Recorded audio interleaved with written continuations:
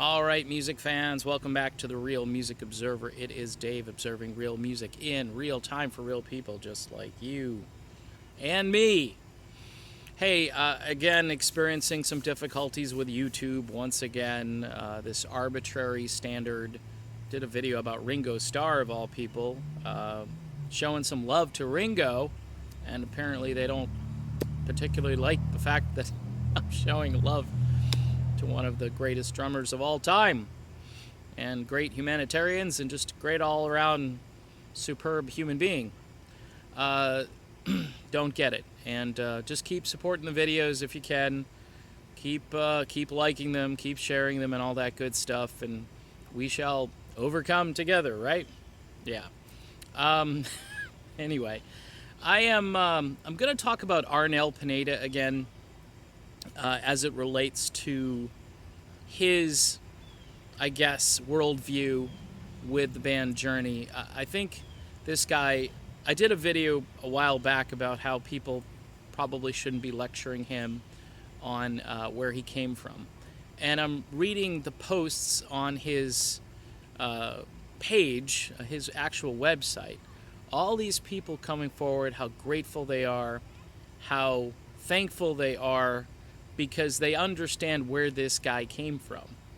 And I don't think for a second he takes any of his fame for granted. I think he is a guy who's grounded, who probably does have some kind of faith, and even though he's gone out of his way lately to tell everybody that he's not politically affiliated, he's not religiously affiliated, and I think that is what they call an overcompensation move, based on the fact that he's getting hammered by a certain group of people out there who think that, he should be more grateful for what he has, which I think is just goofy. None of the other guys in the band Journey came from the circumstances that he came from. Poverty. Most of these guys were, middle class kids, looking to, strike out and make it big.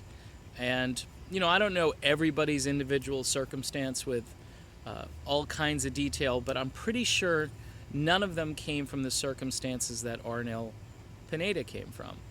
So I'm just, again, sort of wrapping up an idea I had in the last Arnel video I did, where I talked about how, he's really his own person at this stage.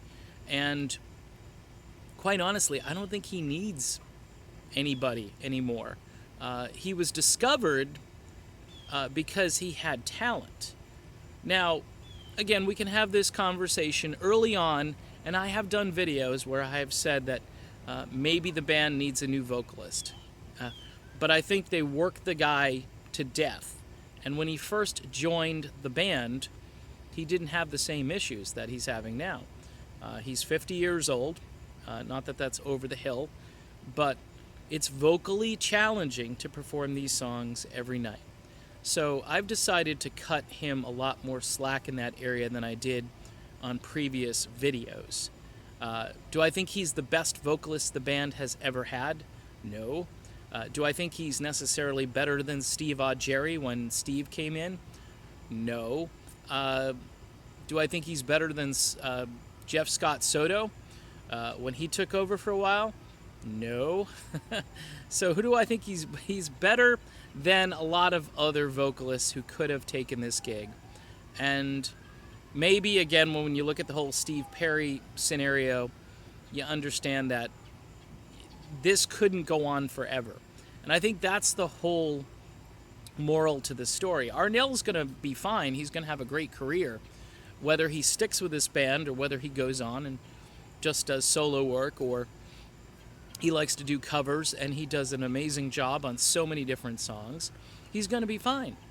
But as far as this notion that, again, he doesn't understand who he is or where he came from, and he needs to be told and put in his place and so forth, I just think that's goofy. And I know I'm kind of rehashing an old theme here, but I still see things online where I'm just scratching my head going, Arnel? Again, you're going after Arnel?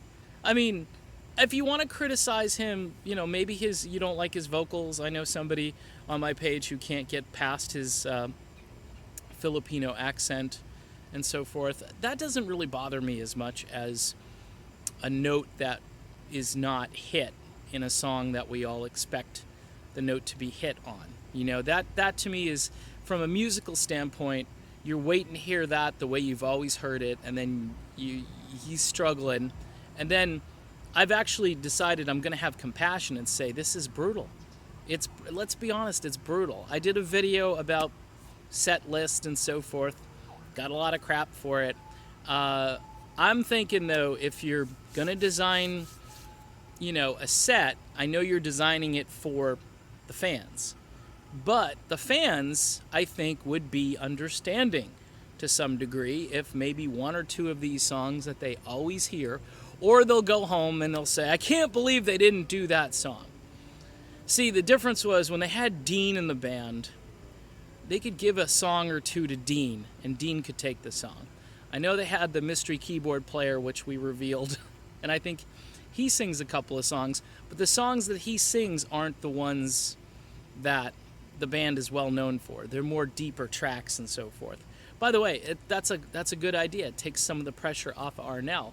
The guy, unfortunately, doesn't. The keyboard player, the spare keyboard guy, doesn't really sound like anybody as far as vocals. Dean, at least, kind of emulated some of that sound. So all that to say, Arnel, dude, hang in there. You're gonna be fine. Life is good, and this will pass. I know a lot of people think that this is going to be an ongoing controversy. I think it's already kind of blown over. I just think it's the people, some of these people are trying to just keep it going. And it's like, dudes, dudettes, whoever, we've kind of moved on. Arnel's a good guy. If you don't recognize that, then as I like to say, I really can't help you with that. So anyway, this is Dave, and Arnel's a good guy, and he's going to be fine. Talk to everyone later.